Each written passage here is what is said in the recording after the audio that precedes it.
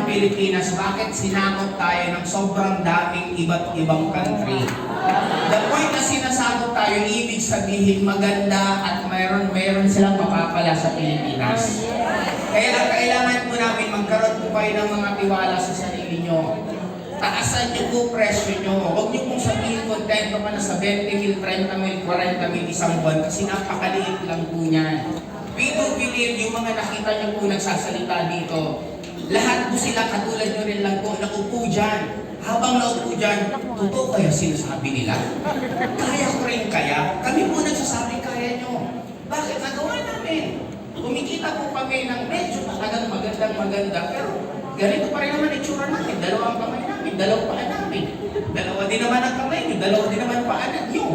Nagugutom din kayo, nagugutom din kami. Natutulog kayo, natutulog din kami. Ano pinagkaiba natin? Isa lang. Naniwala lang kami, nayayaman kami.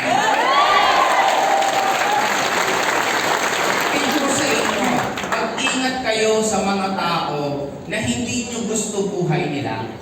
Ang problema natin, nakikinig tayo dun sa tao na hindi nga natin gusto ang buhay. Pareho kung may mindset eh. Pareho kung may paniniwala. Ang mahihirap, ang paniniwala nila, masarap maging mahirap. Di mo masarap maging mahirap kasi wala ka daw masyadong problema, wala ka daw masyadong iniisip. Ligtas daw ang buhay ng mahirap kasi hindi makikidnap. Alam mo, kung sa totoo lang, mas ligtas ang mayayaman. Bakit?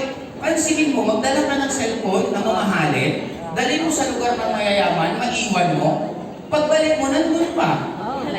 Punta ka sa lugar ng hindi medyo okay, nakatago na yung cellphone mo, nawawala pa.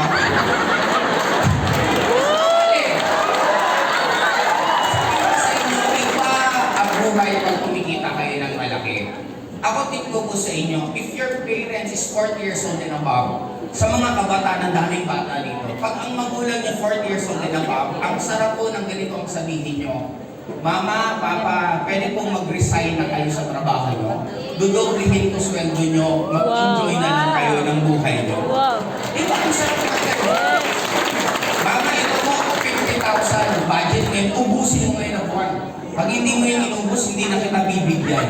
Di ba mga yung mama mo, grabe ka naman anak, ang dami paano ko ito ubusin? Mama, punta ka ng parlor. Pa-straight ka ng buhok. Pag na-straight na, ipagulot mo naman. Ubusin mo lang, bahala ka na gusto mo gawin sa buhok mo. Now, ano ang point ko? Guys, sana ma-realize nyo. Ito sa inyo palang unang sasabihin.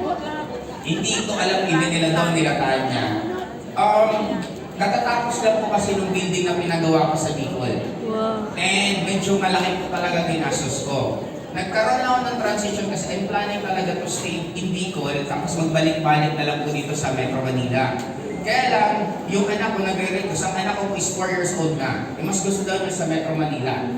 Kaya nag-shift po ako ng desisyon na pag-aaralin ko yung anak ko dito sa Manila. And sa hindi ko nakakaalam, bago ako magpagawa dati ng building, umikot na po ako dito sa Antipolo.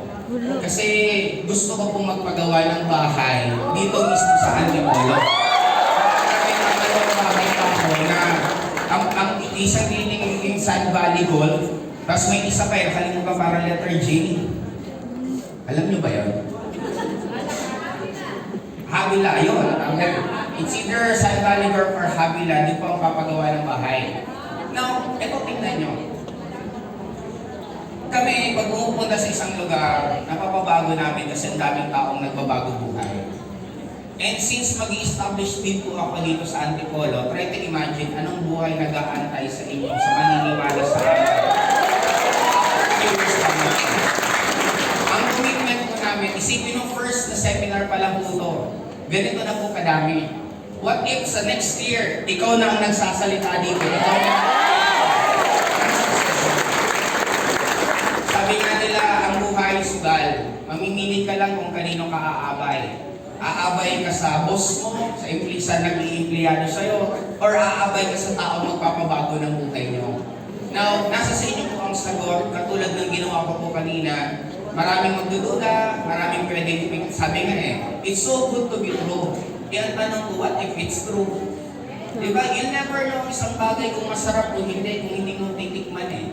Hindi mo malalaman ang isang bagay kung para sa'yo kung hindi mo susubukan. Naging katulad ko rin kami, nagdududa, totoo ba talaga o hindi. And ito na po, nasa harapan niyo po mismo kami. Kaya we are just starting. After the pandemic, napapahinga po ang ganitong offline. Ngayon po, bumabalik. And we are planning, nag-uusap-usap po kami na mag-create na napakaraming taong babaguhin ang buhay dito mismo sa Antipolo.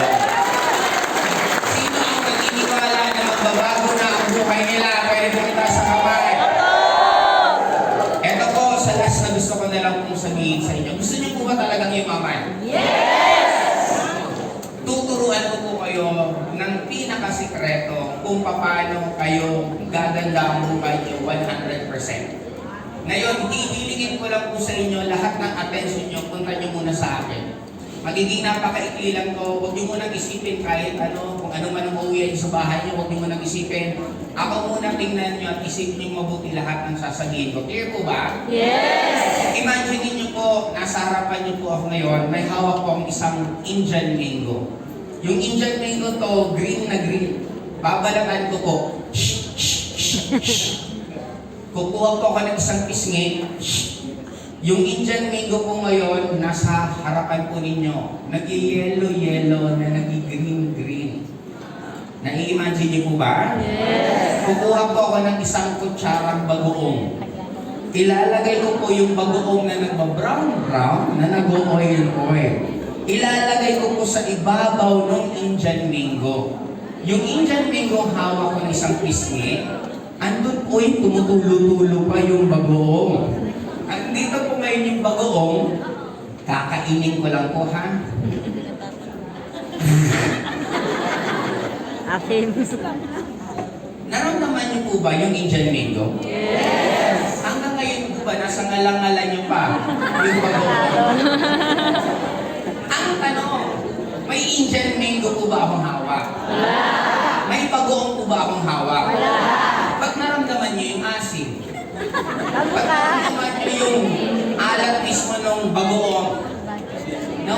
Ito yung gusto ko pong ma-realize po ng bawat isa sa inyo. Kung bawat isa sa inyo, alam nyo, nayayaman kayo, dapat ngayon pa lang, ramdam na ramdam nyo.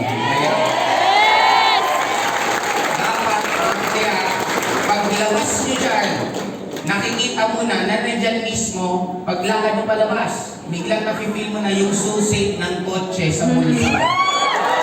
Dapat nakikita mo mismo na paglakad mo dyan, pipindutin mo na yung remote at tutunog yung kotse gusto mo. Tandaan nyo po, kaya tayo naghihirap, hindi dahil sa mahirap, kaya tayo nagiging mahirap kasi mas maraming oras tayong iniisip natin yung mga bagay na mahihirap. Na kung sa totoo lang, kung magtitiwala kayo sa sarili nyo, kung maniniwala kayo sa sarili nyo, yung buhay na meron sa amin, kaya-kaya din mangyari sa inyo. Kaya tatanungin ko po ulit, sino po ang gustong magbago ang buhay nila? Kaya niyo po bang ma-feel yan araw-araw? Yes! Magtitiwala po ba kayo sa amin? Yes! Ito lang po ang last na gusto ko pong sabihin sa inyo. Try to imagine this. 1 year from now, ikaw naman pupunta ng iba't ibang bansa. Yes! 1 year from now, ikaw na nagte-text na may mga utang sa'yo. Saan ka po magbabayad na po ako? 1 year from now, ikaw na ang iniimbita palagi. Kasi aminin naman natin sino ang nasusunod? Matalino o may pera? Pera! May pera o panganay? Pera! Iba, aminin natin, iba pag may pera ka. Bakit? Kasi sa reunion, hindi naman sikat ang... Matalino. Sikat matalino, ang sikat sino? Pera! Sa magkakamag-anak, sinong nilalapitan? Pera! Alam niyo kung bakit? Kasi mahirap po ibigay ng talino. Di ba? Pasko, o inaanak pila kayo, o talino po. Di ba? Mas madali, inaanak pila kayo, o ito pera, 1,000, 1,000.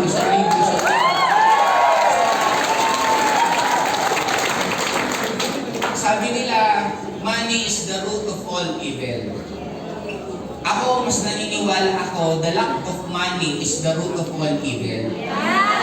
Pag wala po kayong pera, titigil po lahat. Pustahan tayo.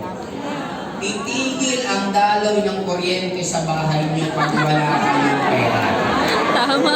Itigil ang daloy ng tubig sa bahay niyo pag wala kayong pera. Kaya hindi ko natin pwedeng sabihin na masama ang pera kasi paano ka kakain, paano ka mamamasahe, paano yung pisyo ng anak mo, paano yung mga pang-araw-araw gastusin mo kung wala ka pera.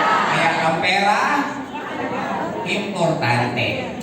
Okay po ba yun? Yes. Kaya ito na lang po ang gusto kong sabihin sa inyo. You are very, very lucky. Kasi sila Don and sila Tanya, isa po sila sa pinakamagagaling na mga top earners mismo sa company natin. And the good thing about it, sila po mismo ang mag-guide sa inyo.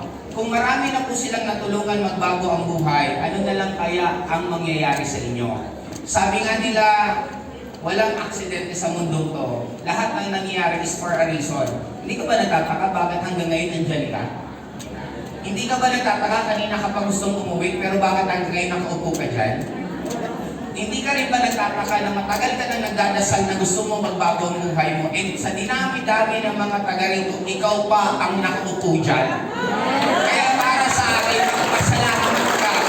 Honestly, hindi rin ako dapat magsasalita sa harapan po ninyo ngayon. This is an event para kila Don at kila Tanya. Hindi ko lang alam kung bakit mismo ako nag-usap. Sabi ko, pwede ba akong pumunta dyan? Pwede ba ako mag-talk sa nandito kayo, ibig sabihin, you are meant na magbago at imaman